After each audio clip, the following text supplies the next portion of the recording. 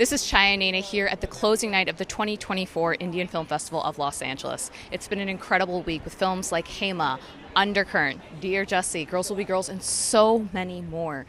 It's festivals like this that allow filmmakers to come and have exciting opportunities to share their work, network. There was the first ever inaugural Industry Day, fireside chats, and so much more. We're going to chat with filmmakers to see how their experience with this week was and how it went for them. When I'm in work, that makes me very happy because more than a result, I believe in the process. So when I'm working in the set, when I'm discussing with my director, or when they choreograph a scene, when I try to understand it, that's where I'm very much happy because the process is happening, which makes me so much happy. The way you asked question was very nice. I loved it. Thank you. The fact that now it's like being held at the Writers Guild Theater, I think that's a huge accomplishment. You know, this is like a cornerstone of Hollywood, and I think having it here kind of shows, hey, this is an actual. We are here, we're present, you know, we are trying to make waves and changes, and I think they're accomplishing that. What are 3 things that stand out to you? Authenticity, creativity, and I just think finding your voice, you know, because there's such incredibly stellar short films that we have here, and it's not easy. It's definitely not easy. But what's nice is I think that it clearly is a testament to the fact that we have such incredible storytellers, emerging talent waiting to blow out. And it's been tough, but there's one film that all 3 of us agreed on. What's something that surprised me throughout this festival is actually all of the people that I have happened to meet through this festival. And just obviously like the humility that I've seen all throughout, that everyone is at the end of the day so vulnerable and they're so sensitive about all of the stories that they want to share. And that honestly has what's driven me throughout. And I just love the honesty behind it all. I think what surprised me was how strong the films were and how all of the films were so good. I mean, it was such a difficult decision making who should be the winner.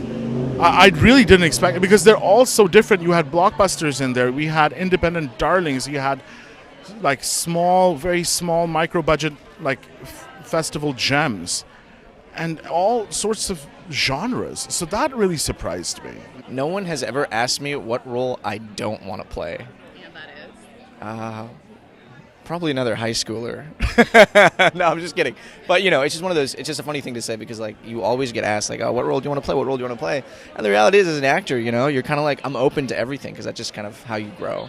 Like, I want to see us doing this, hanging out after these film festivals on, why aren't we seeing that on HBO Max? Why aren't we seeing that on Amazon? Why aren't we seeing that on Netflix India? You know what I mean? I want to see that, where language is not the issue. The accent's not the issue. Like, the coolness of being global nomads is what we're representing on and off screen, instead of like, well, we have to wait for that because we need the white, you know, person to be a part of it. You know, I think that's the question I want to be asked over and over again, and that's the question I want to answer over and over again, because that's the real. I've been fighting for this for a long time. See, I think, you know, as a Marathi mulgi, I've come from a very small town. I grown up in villages आणि शेतकऱ्याची मुलगी आहे मी. पण मी अशा घरातून आली आहे जिथे स्वप्न काय असतात हे पण माहिती नव्हतं. पण मी स्वप्न बघितलं आणि मी त्या स्वप्नासाठी खूप प्रयत्न केला, खूप मेहनत घेतली आणि मी इथपर्यंत आले, आज तुमच्या समोर उभी आहे. So please dream, please work on your dream. Whatever you want to do, it's achievable, it's possible. Just don't lose hope and make your family be part of that dream and make them understand that, you know, wherever you are, whichever village you are, you know, even if you don't have a background, even if you're not financially sound, nothing matters. It's you who matters. So 8 years of my life has gone into this. That's, I think, a long time. I had a long, lonely journey. So, you know, when I'm making a film next, I will also more think about the financial or the business aspect of it more. I'm not saying that I wouldn't do something like this. I would like to do something like this, but in a more commercial, mainstream way. So it's easier to mount the project.